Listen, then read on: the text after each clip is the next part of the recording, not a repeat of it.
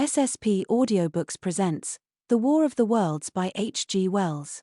This edition, copyright 2024, The Shooting Star Press Incorporated. This audiobook may not be reproduced in any way, except for short excerpts for review purposes, without the express written permission of the publisher. Publisher's note: this is the original text, with minor edits to optimize the audiobook experience.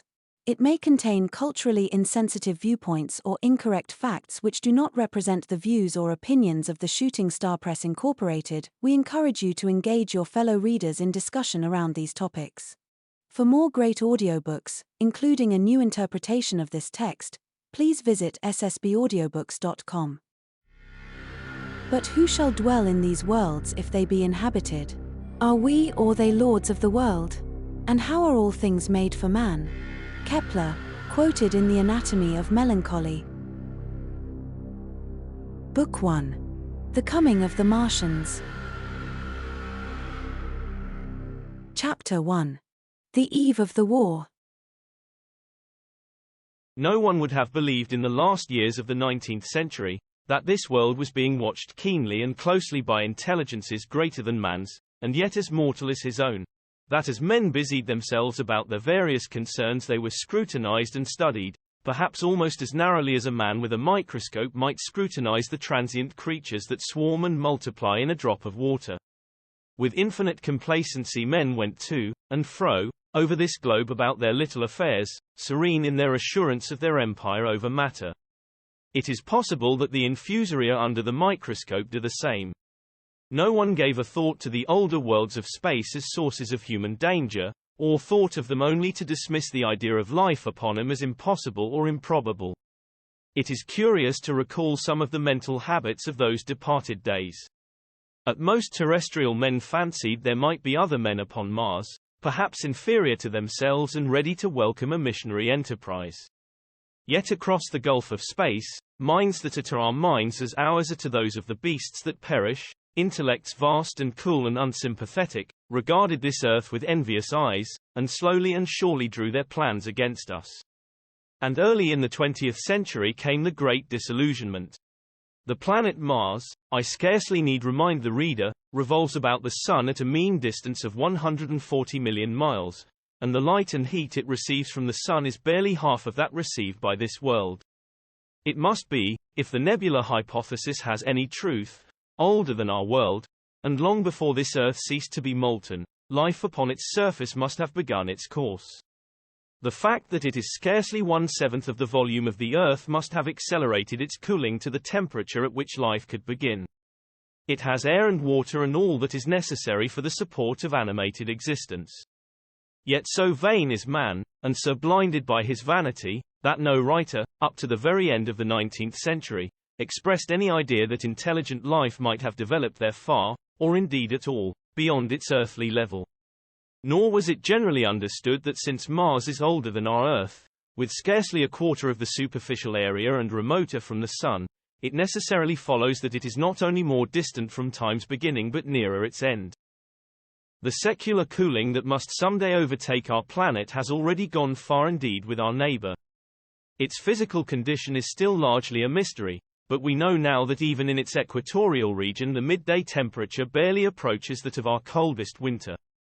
Its air is much more attenuated than ours, its oceans have shrunk until they cover but a third of its surface, and as its slow seasons change, huge snowcaps gather and melt about either pole and periodically inundate its temperate zones.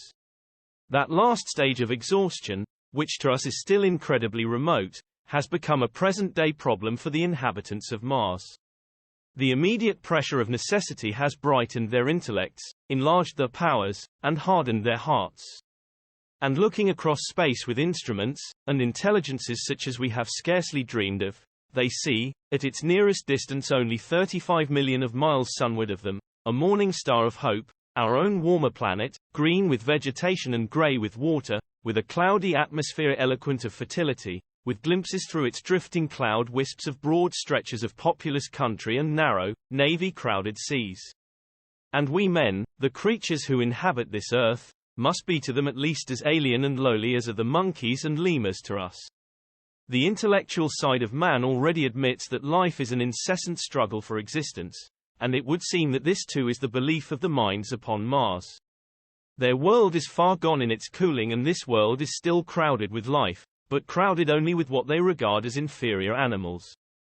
To carry warfare sunward is, indeed, their only escape from the destruction that, generation after generation, creeps upon them. And before we judge of them too harshly, we must remember what ruthless and utter destruction our own species has wrought, not only upon animals, such as the vanished bison and the dodo, but upon its inferior races. The Tasmanians, in spite of their human likeness, were entirely swept out of existence in a war of extermination waged by European immigrants, in the space of 50 years. Are we such apostles of mercy as to complain if the Martians warred in the same spirit? The Martians seem to have calculated their descent with amazing subtlety. Their mathematical learning is evidently far in excess of ours, and to have carried out their preparations with a well-nigh perfect unanimity. Had our instruments permitted it, we might have seen the gathering trouble far back in the 19th century. Men like Schiaparelli watched the red planet. It is odd, by the by, that for countless centuries Mars has been the star of war, but failed to interpret the fluctuating appearances of the markings they mapped so well. All that time the Martians must have been getting ready. During the opposition of 1894, a great light was seen on the illuminated part of the disk, first at the Lick Observatory, then by Perrotin of Nice, and then by other observers. English readers heard of it first in the issue of Nature dated August 2. I am inclined to think that this blaze may have been the casting of the huge gun, in the vast pit sunk into their planet, from which their shots were fired at us. Peculiar markings, as yet unexplained, were seen near the site of that outbreak during the next two oppositions. The storm burst upon us 6 years ago now. As Mars approached opposition, Lovell of Java set the wires of the astronomical exchange palpitating with the amazing intelligence of a huge outbreak of incandescent gas upon the planet. It had occurred towards midnight of the 12th, and the spectroscope, to which he had at once resorted, indicated a mass of flaming gas, chiefly hydrogen, moving with an enormous velocity towards this Earth. This jet of fire had become invisible about 12:15. He compared it to a colossal puff of flame suddenly and violently squirted out of the planet, as flaming gases rushed out of a gun. A singularly appropriate phrase it proved. Yet the next day there was nothing of this in the papers except a little note in the Daily Telegraph, and the world went in ignorance of one of the gravest dangers that ever threatened the human race. I might not have heard of the eruption at all had I not met Ogilvy, the well-known astronomer, at Ottershaw. He was immensely excited at the news, and in the excess of his feelings invited me up to take a turn with him that night in a scrutiny of the red planet. In spite of all that has happened since, I still remember that vigil very distinctly, the black and silent observatory, the shadowed lantern throwing a feeble glow upon the floor in the corner, the steady ticking of the clockwork of the telescope, the little slit in the roof, an oblong profundity with the stardust streaked across it. Ogilvy moved about, invisible but audible. Looking through the telescope, one saw a circle of deep blue and the little round planet swimming in the field. It seemed such a little thing, so bright and small and still, faintly marked with transverse stripes, and slightly flattened from the perfect round. But so little it was, so silvery warm, a pin's head of light. It was as if it quivered, but really this was the telescope vibrating with the activity of the clockwork that kept the planet in view. As I watched, the planet seemed to grow larger and smaller and to advance and recede, but that was simply that my eye was tired. 40 millions of miles it was from us, more than 40 millions of miles of void. Few people realize the immensity of vacancy in which the dust of the material universe swims. Near it in the field, I remember, were 3 faint points of light, 3 telescopic stars infinitely remote, and all around it was the unfathomable darkness of empty space. You know how that blackness looks on a frosty starlight night. In a telescope it seems far profounder, and invisible to me because it was so remote and small, flying swiftly and steadily towards me across that incredible distance, drawing nearer every minute by so many thousands of miles, came the thing they were sending us, the thing that was to bring so much struggle and calamity and death to the earth. I never dreamed of it then as I watched. No one on earth dreamed of that unerring missile. That night, too, there was another jetting out of gas from the distant planet. I saw it. A reddish flash at the edge, the slightest projection of the outline just as the chronometer struck midnight, and at that I told Ogilvy and he took my place. The night was warm and I was thirsty, and I went stretching my legs clumsily and feeling my way in the darkness, to the little table where the siphon stood, while Ogilvy exclaimed at the streamer of gas that came out towards us. That night another invisible missile started on its way to the Earth from Mars, just a second or so under 24 hours after the first one. I remember how I sat on the table there in the blackness, with patches of green and crimson swimming before my eyes.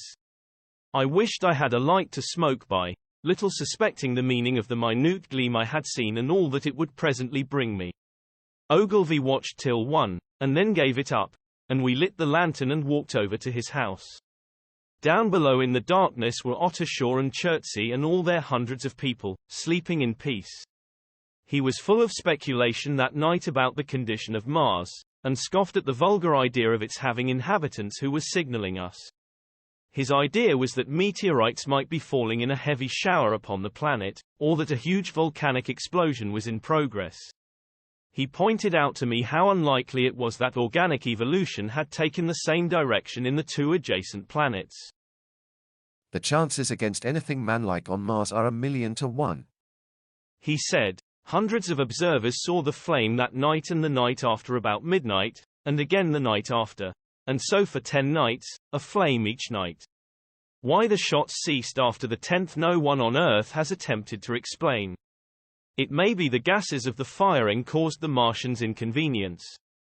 Dense clouds of smoke or dust, visible through a powerful telescope on Earth as little gray, fluctuating patches, spread through the clearness of the planet's atmosphere and obscured its more familiar features. Even the daily papers woke up to the disturbances at last, and popular notes appeared here, there, and everywhere concerning the volcanoes upon Mars. The serio-comic periodical Punch, I remember, made a happy use of it in the political cartoon. And, all unsuspected, those missiles the Martians had fired at us drew earthward, rushing now at a pace of many miles a second through the empty gulf of space, hour by hour and day by day, nearer and nearer. It seems to me now almost incredibly wonderful that, with that swift fate hanging over us, men could go about their petty concerns as they did. I remember how jubilant Markham was at securing a new photograph of the planet for the illustrated paper he edited in those days. People in these latter times scarcely realize the abundance and enterprise of our 19th-century papers.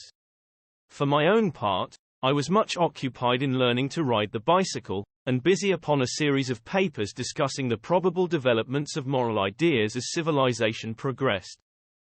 One night, the first missile then could scarcely have been 10 million miles away. I went for a walk with my wife. It was starlight and I explained the signs of the zodiac to her, and pointed out Mars, a bright dot of light creeping zenithward, towards which so many telescopes were pointed.